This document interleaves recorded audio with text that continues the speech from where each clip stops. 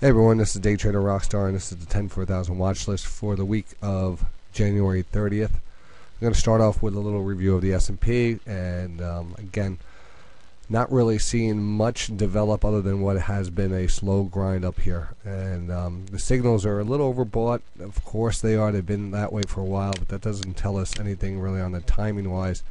The 60-minute, I sent this chart out over right before the close on Friday, and saying that we're pulling back in the 60 into a bounce area, and we're also have a nice underlying trend line here. So watch for that bounce. And we actually did get a little bounce right after that. Right when we came down here, we had a little bounce. You can see how we started moving back up. Again, the 5-minute and the 60 working great together. Go back out on the 60 for a second. And this is where we're going to leave off. We're going to see if this is actually going to confirm a turnover, and we're going to head back up, get into kind of a climbing thing, or do we fail here and we break down, and this could even end up being a small micro head and shoulders formation if we kind of just go sideways and then break down. So I'm kind of on this, I'm not, and the signals are saying possibly move up, but the market here with the news over the weekend, if there's anything that comes out in Europe, could go either way at this position, at this point. So got to keep that in mind. At this point, we're extended. Daily starting to roll over a bit, but nothing confirming. The 60 is oversold, but we could even flatten out there, and that's what we're going to look at going into the early part of next week. So we're going to start off with some stocks, and what it's good to do is to review the stocks that you've traded the week before to see what you did right or what you did wrong.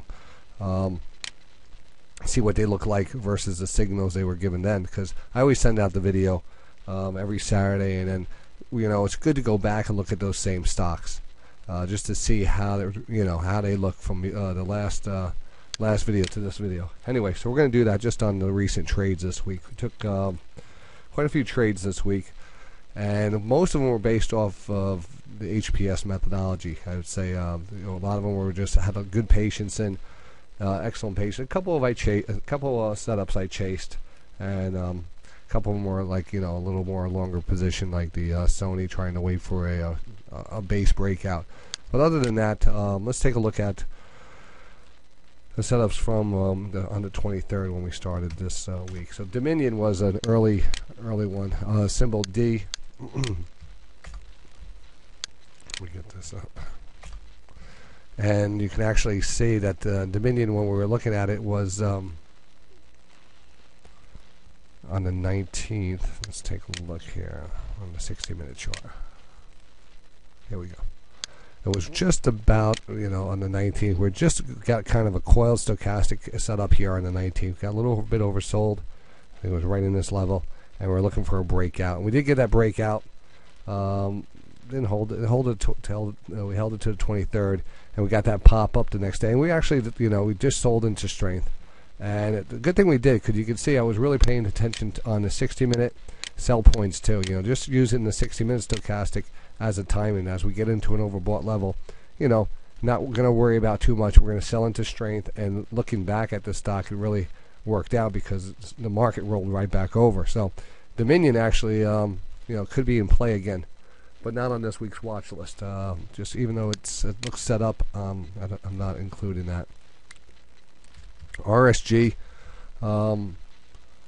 Republican Services, a waste management company, and the daily is really what we were looking at. This has been on the watch list before, and we've really just been holding as it's been breaking out, and I sold it this past week. This was again another stock that set up on the as an oversold level on the 60 back on the 19th. RSG, that's where we picked it up on the 19th here. So it was really, we picked it up right on the 19th as we were just coming out of an oversold level, and felt that the momentum at this point was in our favor. So you could actually see that we got in here early on the 19th, sold it on the 23rd, got a little pop in it, continued to move higher, but again, the methodology getting us in, getting us out, taking the profit, moving on. You could always scale out and leave something on the table. There's so many different options that you could do there, but just for what my purpose right now is to take a Diamond Foods was a good setup. Actually, I know this stock was in the news recently. all kinds of investigations on their accounting, and it's been beat up on the daily. But every stock that gets beat up, or has the potential for news coming out. There was recent news here. We focused on that. I said, "This is looking pretty good," so we got into it, and actually, made a nice move. And I used the technicals on this. I said, "Well, the 60s pulling back. Let's get in." This is probably, if it's going to act well and start to use it. The bad news is kind of factored in, and we kind of start to get into a rhythm again. Whenever we come out of a very choppy stochastic or an embedded stochastic setting, then usually that first rotation usually gets a strict bounce, and then it starts getting back into a rotation again. So that was a good setup, and we got a quick bounce on that and just took profits into that. U.S. Steel, again, another great setup. X really was the on the 23rd. It was really the high probability setup on the 60 minutes. 60 minute, you can see, go back here and time the 60 minutes, see the ascending triangle, and then from that point on, it was off to the races.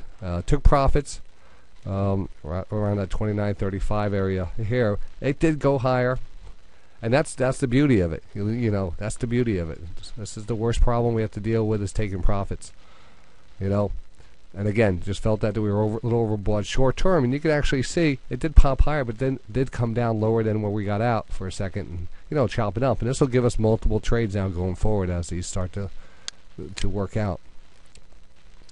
NEM was a HPS setup last week, and what was great about this is I noticed that it was an HPS setup into the bad news. So it was I felt very comfortable actually buying, as the daily stochastics, while we're selling off here, gave us a great opportunity. I actually enjoyed the sell-off. I was like, wow, this is a gift. And you could see exactly what happened the next day.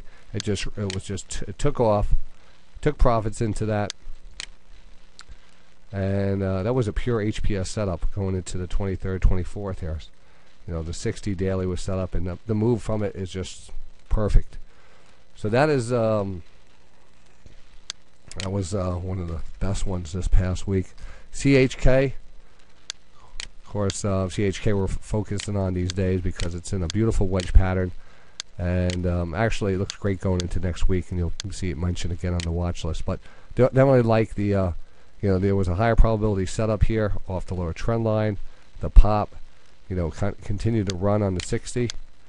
It started getting right into a rhythm, and again, we just recently got oversold. Came back down. There's a gap down here. That's the only thing I would be concerned about, but I'm not really that concerned about it. We're going to see how this plays out. But another good trade from last week. And then there was LQDT, which was setting up as an HPS, or actually a 60-minute setup, but it moved up a little, and it just chopped around. Actually took it off flat. Nothing's happened of it, and it's not reacting the way you want it to react. And I'm saying, all right, it's probably best to just wait on it. Probably can continue to consolidate and then move up. And the same thing with the IDCC, another stock with news, and did give us the daily did get oversold, and we held that trend line. So when we actually took that entry off the trend line, it really worked out. Now it popped, and took some profits into that on Friday. And this actually continues to look pretty good on the IDC. Let's see, it's this crossover, everything about this looks pretty good. All right, so that's just a little review on what we're going to continue to look for. Now for the 10 for 1,000 watch list, and I try to keep it in a nice organized fashion, not give you too much information, but only give you the best of the best setups here. So let me start that off right now.